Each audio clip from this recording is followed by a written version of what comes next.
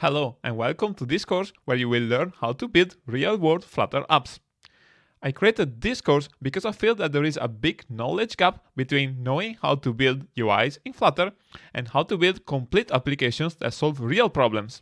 And I think that this knowledge gap stems from a misconception where some people think that by just knowing how to use Flutter, they automatically know about application development, whereas this couldn't be further from the truth.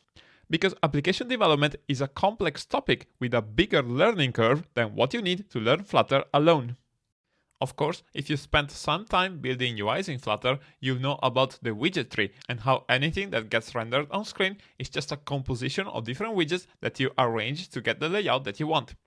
But that is just the tip of the iceberg, and what lies underneath is the entire scope of application development, which includes things like state management, app architecture, navigation, testing, error handling, networking, and so on.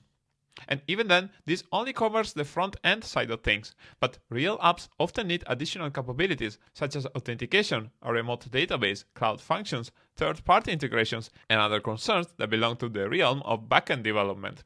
And further still, if you want to run your apps in production so that they can be used by real users, you'll get a lot of value by automating the entire process of testing and releasing your apps, which can and will be the topic of an entire course. In summary, app development is hard, and because different apps have different requirements, it takes a lot of practice and experience to master this complex topic. And the goal of this course is to prepare you for real-world app development so that you can learn how to build complex apps with confidence.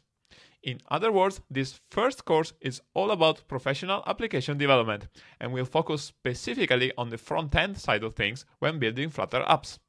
Some of the sections in this course will be very extensive. For example, we will spend a lot of time learning about state management with Riverpod, and just as much time covering automated testing in Flutter, because this is an essential topic if you want to build complex apps that work reliably. Speaking of complex apps, we'll also cover domain-driven design and app architecture in detail because as our codebase grows, it's very important to identify different layers with clear boundaries so that we have a good separation of concerns between different parts of the app.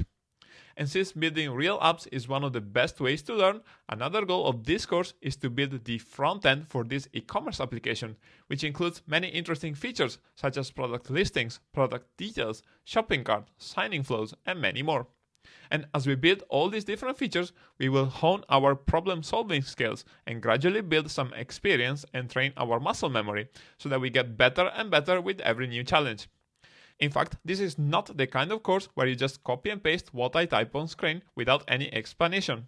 Instead, I will guide you through my decision-making process so that you can also become an effective problem solver that is well equipped with the knowledge that you need to build any kind of app in Flutter. So I hope that this has given you a good overview of what you'll be learning. Sounds good? Then let's get started.